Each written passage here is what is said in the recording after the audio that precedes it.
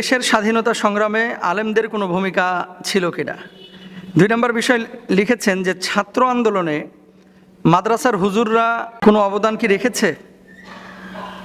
আসলে এই প্রশ্নগুলো যখন আমাদের কাছে আসে, কেউ কেউ আসলেই জানার জন্য প্রশ্ন করে, কেউ খোঁচানোর জন্য প্রশ্ন করে যে আসলে আলেম ওলামা কিছু করেছেন কিনা।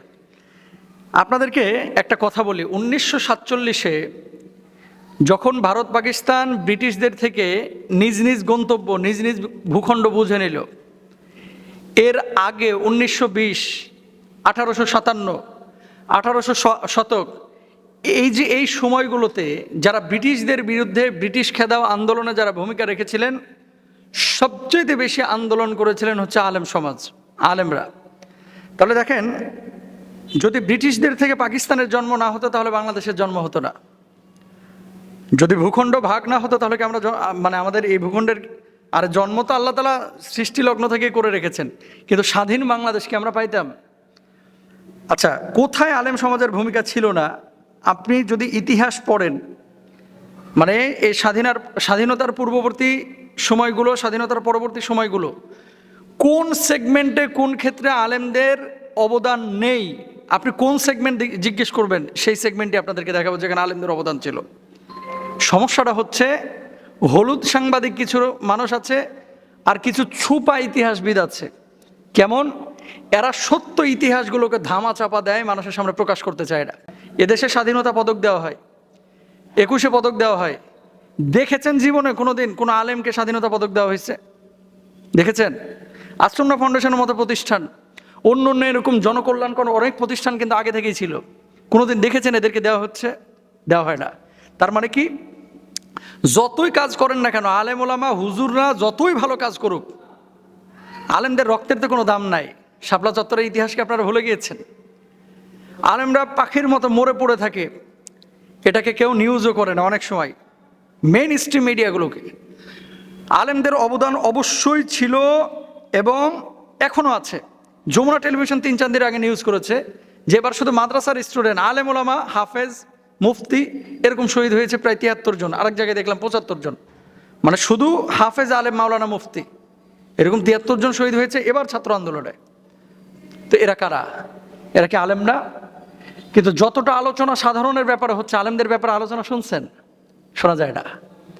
এই দেশে জাতীয় পর্যায়ে আলেমরা কোনো অংশগ্রহণ করুক, এটা অনেক মানুষ চাইতো না। কিন্তু এখন মানুষের মেন্টালিটি চেঞ্জ হয়েছে। এখন মানুষ জানে বন্যা আসলে আগে আলেমরা ঝাঁপিয়ে পড়ে। বন্যা আসুক, দুর্যোগ আসুক, ভূমিকম্প আসুক, অগ্নিবিস্ফোরণ ঘটুক, যেখানেই যত বিপদ আপদ, আলেমরা কিন্তু সর্বাগ্যে এখন, আলহামদুলিল্লাহ। সাধারণ মানুষের, একসময় মানুষের ধারণা ছিল যে হুজুররা শুধু মসজিদ মাদ্রাসা নিয়ে আছে, আর কোথাও নাই। এবার আপনাদেরকে কয়েকটা কথা বলি। ইতিহাসে আপনারা পাবেন ফকির বিদ্রোহ আন্দোলন, ফকির বিদ্রোহ, এটা ঘটেছিল কত? 1763 থেকে 1794 সাল পর্যন্ত। এই ফকির বিদ্রোহে যারা নেতৃত্ব দিয়েছিলেন, ইতিহাস ঘেটে দেখেন তারা ছিল আলেম। 2 নম্বরে আসেন ওয়াহাবি আন্দোলন, 1820 থেকে 1870 সাল পর্যন্ত। এই আন্দোলনে যারা নেতৃত্ব দিয়েছেন তারা ছিলেন আলেম।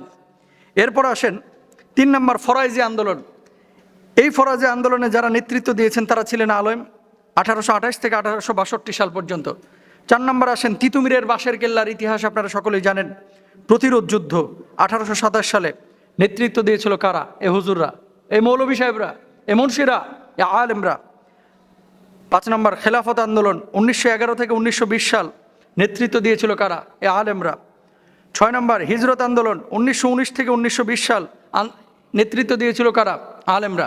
এবার আসেন ভারতের জন্মের আগে ব্রিটিশ খেদাও আন্দোলন, সিপাহী বিদ্রোহ, সিপাহী বিপ্লব, এই সমস্ত আন্দোলনে জমিয়তে উলামায়ে হিন্দ এবং ভারতের ওলামা ইকরাম তারা অবদান রেখেছে। আপনি দেখেছেন আমাদের কোনো কিতাবাদিতে, পাঠ্যপুস্তকে এই সমস্ত ইতিহাস নিয়ে আসতে? আনা হয় না। কারণ এরা চায় না যে সাধারণ মানুষ জানুক যে এদেশে স্বাধীনতা সার্বভৌমত্বের জন্য আলেমদেরও রক্ত ঝরেছে। কি বলবো, এ ভারত স্বাধীনতার পেছনে আলেমদের অবদান কিন্তু কম নাই।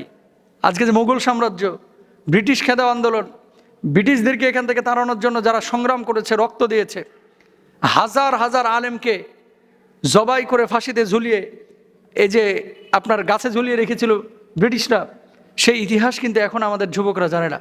পাঠ্যপুস্তকে এই সমস্ত জিনিসগুলো নিয়ে আসতে হবে। আমি একটা কথা সবশেষ বলতে চাই, আলেমরা কিন্তু মানুষের কাছে পাওয়ার জন্য, মাল পাওয়ার জন্য, সম্মান পাওয়ার জন্য কাজ করে না ভাই, কাজ করে আল্লাহর জন্য।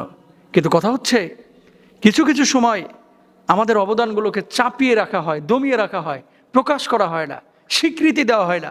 আমরা শুধু স্বীকৃতিটা চাই। আল্লাহ তাআলা আমাদেরকে বোঝার তৌফিক দান করুন।